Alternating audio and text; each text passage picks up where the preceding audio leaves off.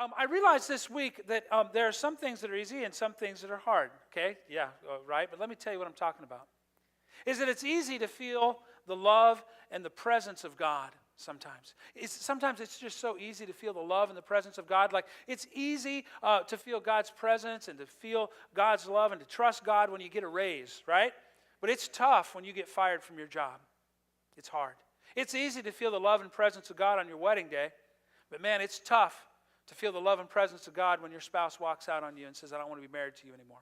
It's easy to feel the love and presence of God when the doctor says, hey, guess what? You're expecting a baby. But man, it's tough to feel the love and presence of God when the doctor says you just miscarried and you can never have children again.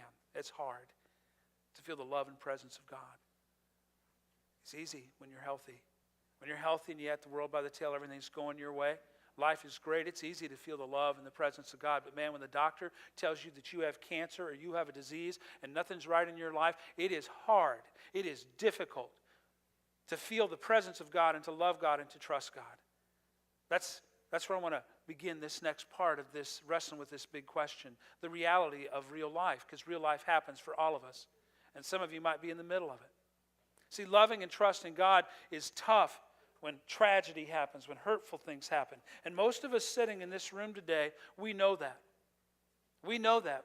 When hard times come, and then it can challenge our faith. It can challenge our trust in God. It can challenge how we understand God. And it can move all of us to ask that big question, right? Why? And that doesn't mean we're bad, and it doesn't mean we're doing something wrong. But most all of us know what it's like to be in that pit, that dark night of the soul. Why me, God? Why now? Why is this happening? Or we say, why, God? Why did you do this to me? These are all variations of the why question. Why doesn't God take away the evil and the pain? Why doesn't God just take away the horrible tragedies? Why is this happening? I don't understand it. It tests our faith. We say, why, God? Do bad things happen to innocent people, to children? Yeah, these are all the why questions. And I don't know if that covers it all, but this is reality. Throughout time, people have worked on this. They've worked on answering the why question. There's been books written, sermons given, lectures given, papers. There's been all this work because this question's been around since the very beginning. The book of Job is the oldest book in the Bible, the oldest one. And the book of Job deals with this question, the oldest question in the world perhaps. Why does evil exist and persist? Why do tragedies happen? Why does this happen? It's a big one. And so we work to gain some understanding, and that's fair. We always want to understand why. Of course we do. We want to understand why. We want to make sense of our world, and we want to reconcile it with our faith and our work to trust God and to be followers of Jesus. So really there's like three answers to this as I try to boil it down to the why question. There's like three different choices I think we have. And one of the first answers to the why question is that God is punishing you. That's why it's happening. That was the mindset of Jesus' disciples. That's the mindset of the Jews, right? It's an answer. Everybody with me? It may not be one you like, but let's understand that's an answer. God is upset with you. You've offended God, so God is going to punish you. Why is this man born blind, says Jesus' disciples? Why was he born blind? Did he sin, the baby in the womb? The baby in the womb. Did the baby in the womb sin, or was it the parents? Who sinned? That's an answer. See, it's a mindset. Guess what? It makes sense of things. You can put it in a box. You can put it in an envelope. You can say, well, there you go. I've just answered the why question. God is causing it. God is causing this horrible, tragic thing to punish me. God is causing it. There were just too many people in those Twin Towers that day in New York City that had sinned, that had done wrong things, so God punished them. See how that works? It's an answer. Here's one of the other answers. There's one. God's doing it to punish. Second answer is God doesn't exist. Or maybe God does exist. A variation of this is that maybe God does exist, but God doesn't care. God has nothing to do with the daily lives of his people. Because if God really did exist, or if God really were loving and powerful and graceful, then God would not allow evil, God would not allow tragedy to happen. That's another answer to the why questions. Why did this evil happen? Why did this tragedy happen? Why did this murder happen? Why is this war happening? Why is this child abuse happening? Why is rape happening? Why are miscarriages happening? Why are people dying young? Why are these things happening? One of the answers is because God doesn't care. If God even exists, God doesn't care and is not going to micromanage and stuff. Are you still with me, church? These are answers. That's where you can go. Now, I think those are pretty bleak. But you need to know those are two possible answers to the why questions. And there's a third one. The third one is this. The third choice, or the third answer is choice, meaning free will. The third way to understand the why questions is that we live in this world where God has given us free will from the very beginning, the genesis of humankind, the Genesis, in Genesis, yeah. God said, I want you to love me freely. I want you to choose to love me freely. You can't be coerced. You can't be forced. I want you to love me freely. And so this world that God intended didn't have evil, and it didn't have tragedy, and it didn't have brokenness, and it didn't have cancer, and it didn't have all the things, all that stuff that we just sum up by saying it's a broken world. It didn't have it, but God gave human creation free will, the ability to choose. So you see, part of the theology of this is we say, yes, but if God would just step in and prevent the evil and tragedy, if God would just step in and change that person's heart that's about to rape or abuse or murder, if God would just stop that, if God would have just stopped those airplanes from hitting the towers or stop the people from shooting the rockets at the Malaysian flight this last week, God should just stop that evil. And of course, the problem with that is where does that start and stop? So if God's going to step in and stop all evil, okay, but you understand that God's going to step in and stop the evil thoughts and evil things in your head and my head and our hearts, right? And if God's going to always step in and do that, then we have no free will. We can't really make choices, not really. Everything's preordained, everything's predestined. It's all done for us, right? From the color shirt you put on this morning to the kind of car you drive to whether you're going to get hit by a bus today. God's got it all figured out. We're just going through the motions. Now, I'm not sure I like that answer either. Because if God's doing all that and we don't have any free will, then we're really kind of back to this thing where when bad things do happen, God's doing it to punish us. You see how that goes? So the answer is to the why question is because we have free will and God has given us choices. And sometimes our choices are horrible. And sometimes the choices of others are horrible and affect us. That's the third answer. Remember, God's punishing is an answer. God doesn't exist or doesn't care is an answer. And we have free will, and we have the ability to choose in this world, and sometimes really bad, rotten, evil things happen. I remember the first time I had to deal with this. I remember the very first time I confronted this. I was 21 years old, and I was a pastor in Louisiana, and I really didn't know much and didn't know anything. Of course, some people would say, what's changed? Anyway, I was 21, and I had 3 churches, Harmony Chapel, Arizona, and Lisbon. And I had hoped that I could go through, being down in Louisiana for 4 years, get my college degree, and be a student pastor, and not have to do anything hard.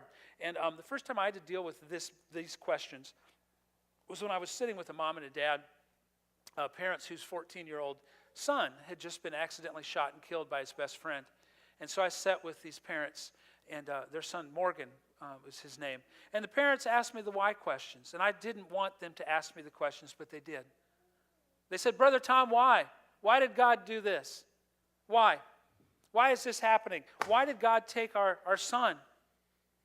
And all these kind of questions sitting in their living room down there in Hyco, Louisiana. And I didn't have an answer, folks. I'll just tell you the truth. I didn't have an answer. And it wasn't just because I was 21 years old, because I've had to work on it for a long time. And of course, I had to pray and I had to think and I had to cry about it, because I was like, man, I feel so stupid and so inept and I feel so under-equipped. And God, why am I here? What am I doing? I don't have an answer for these people. Why did my 14-year-old son be killed? What's God doing? And I didn't know how to answer it. So I did the funeral and loved him and cried with him and cared about him. And it took me months to try and work through it. And where I came out was choices, and I'm just telling you my opinion. Where I came out is choices. Where I had to come out, my answers to the why questions, I could not share this with grieving parents, so don't think that I did. I'm not that dumb. I didn't share this with the grieving parents. I didn't say to them, God didn't put guns in your house. You did. God didn't decide that the best way to fill a boring summer afternoon was two 14-year-old boys to fool around with a gun that they thought was unloaded, but it was loaded. God didn't decide that. Choices. And again, I didn't tell that to the parents. Just like I didn't, through the years, didn't say to the parents in Union County, Iowa, and Afton, when I stood over the coffin of 10-year-old Scotty and 10-year-old Michael and 16-year-old Scotty. They were killed in a car accident. They were killed in a car accident when they were running to get dog food on a Saturday night, and they crossed the center line, got distracted, whatever, had a head-on collision, and both these boys were killed. I didn't say to them, well, here's why. Here's why. God didn't do this. You see, we make these choices to get into 2,000 pounds of steel and glass and metal and drive down the highway 55, 65, 70 miles an hour within mere feet of other people. That's a choice we make. God, that's not God's. We make that choice, and sometimes bad things happen. I can't tell that to grieving parents. I can't say that to people that are devastated. Of course not. But this is an answer, is my point. Is that sometimes bad things happen, tragedy happens, evil happens because of the choices we make. That was one of the last lessons my father taught me. My dad was 60 years old, and he was diagnosed with really bad lung cancer that had spread to his liver and spread to his brain. And he was diagnosed like at 1st of May, and we went through that whole thing, and he died in August, so it went really fast. But there was a point where somebody had asked him something about that, about God and being angry with God, and my dad was such a realist. He said, hey, I decided to smoke Camel filterless cigarettes for 45 years, not God. And that's how he understood it, and that's how he made sense of it. And that's what I'm saying. We make choices, and we need to understand what is God's thing and what is our thing. To answer the why questions is that sometimes bad things happen because of our choices, and sometimes really bad, rotten, horrible things happen because of other choices, the choices that other people make that we live with in community. And that's why sometimes a drunk driver kills somebody, or somebody robbing a store, or somebody flies an airplane into a building. Again, it's rather academic and it's cold, and I get that. It's not very comforting. But it's a way of attempting to answer the why question. Why? Why? Well, in this world, bad things happen. Tornadoes and cancer and child abuse, because it's a broken, imperfect world. It wasn't what God intended. In the beginning, God intended a world with no murder and no cancer and no heartache and no grief, but that was lost. That world was lost because of what? Because of this. Because of free will and because of choice. And so some chaos came in. And I know none of us like chaos, and we don't like randomness. We want to explain things. I get it. We want to put it in an envelope. We want to put it in a category and say, there you go, signed, sealed, and delivered. I may not like the answer, but at least it's an answer. I get it. Chaos and randomness, we don't like that. But this is what came into our world, and it's broken, and it's an imperfect world, and real life happens, and sometimes real life stinks, and it's rotten, and it's horrible. And so at the end of the day, I still can't fully answer the why question. And in fact, the closest we get in the Bible is like when Jesus said, neither the parents or this man sinned, but this is going to be used to glorify God. It's the closest we seem to get to answering the why question, because otherwise God doesn't show up and answer why. He doesn't answer it with Job either. So I can't answer the why question. I've given you 3 different options, but I'm going to move to this. I can say this. And I know this to be absolutely true. And that is to stay stuck on the why question will steal the rest of your life. To stay stuck on why will steal your life. We had people from Grandview that went over to Brookport, Illinois. Those folks over there, you see, here's a real life example. Tornado comes, takes their house away. They could stay stuck on why. Why me? Why now? Why did this happen? Why? I lost everything. But there was a point where they had to say, I guess I need to decide. Do I rebuild my life, or do I just stay stuck on why? It's here where I come down with Paul. When Paul says, we only see a little bit right now, folks. We aren't seeing the whole picture. God sees the whole picture. We don't see it. It's a marathon. It's not a sprint. We don't see the whole picture, but God does. And so Paul is saying throughout all of this, and the message, the big message is, hang in, don't give up. Remember, you're not seeing the whole picture. You're seeing like polished brass. It's a little blurry. It's a little fuzzy. It's a little distorted. And that's where I come down with this. And I also come down with the man who was blind, and then Jesus healed him. And he said, I don't know. So I like this, and I guess this is where I am. I don't know. I don't know how God works fully. The man said, I don't know if Jesus is a sinner or not a sinner, but I do know I used to be blind and now I see. I don't know fully how God works. It's a mystery, and it will be revealed in time, but I do know that my life is different, and I do know that my life is better because I choose to hold tight to God and not give up even when I can't figure out what God's doing and why my heart is breaking and why life seems messed up. I do know that I'd rather go through that with God than abandon God. It's a choice, and I hold it out for you.